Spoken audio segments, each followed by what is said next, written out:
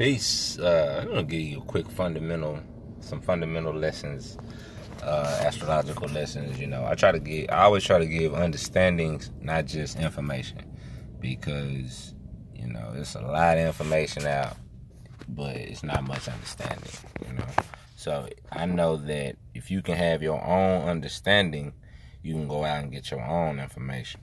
You see, and then when you get this information, it's not just going in one ear and out of the other, because you have an understanding.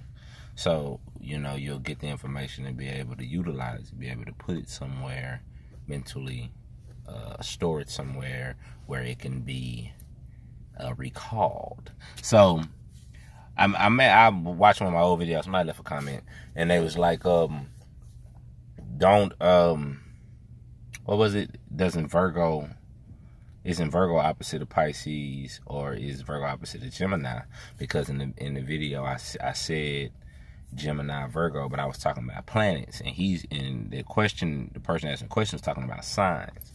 So I just wanted to give a quick breakdown, not real breakdown, but just like a quick understanding of the oppositions of the zodiac, because you're dealing with 7 planets. The sun and moon is considered planets. I'm not even gonna go there, but we're not even gonna talk about that. All right, so let's just say the sun and moon is considered planets, and when you're dealing with 12 signs, and it's all divinely laid out. So each sign, the opposite sign, will be seven signs away. So Aries is the first sign. The opposite sign is the 7th sign, which would be Libra. So when you're looking at that, you're really looking at 2 sides of one sign. Okay, you're looking at the Aries energy is the I am energy, who I am, who I present myself to be. When the Libra energy is your partner, who you want your partner to be. So you see, that's 2 sides of one coin, because life is all about relationships in a sense, okay? So then you have the other 2 would be Taurus. The next 2 would be Taurus and Scorpio, 2 opposites of each other. So Taurus is I have, and Scorpio is I desire. And so, do I have to explain that? You desire, you only have the things that you've desired through life, okay? One plays against the other. Gemini, Sagittarius. Gemini, I think. Sagittarius is I perceive. Whatever, your thinking mind, conscious mind, thoughts of, what you think that is, blah, blah, blah, blah.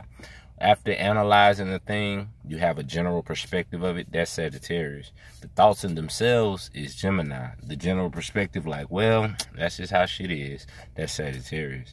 So the next 2 would be Cancer, Capricorn. Cancer ruled by the mother. Capricorn ruled by the father. Okay, Cancer would be how you take care of yourself, right? What do you do to self-soothe? Capricorn would be, what do you do to provide for yourself? You know what I'm saying? What is going to be your legacy? Like, I've always been able to take care of myself by establishing my corporation, or what the fuck ever. Okay, that's Cancer and Capricorn. So then you got Leo, Aquarius. On Cancer is I feel. Capricorn is, I don't remember. Maybe I analyze. I think Capricorn is I analyze. What is the next? Leo, Aquarius. Leo is I create. Aquarius is I know. So Leo is, your heart, what you love, what you are naturally great at, and Aquarius is what you know. So you gonna know what you good at. Right? Simple shit.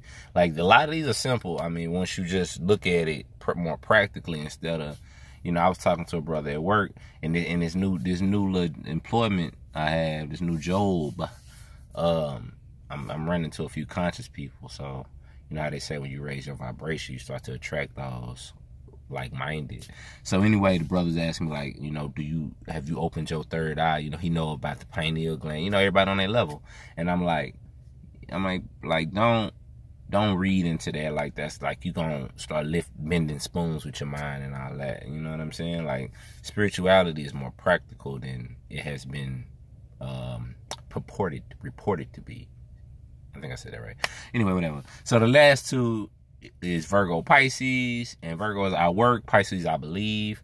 You know, you believe in what you work and what you're working on. You should. You know, most of us don't at these jobs. Virgo, yeah.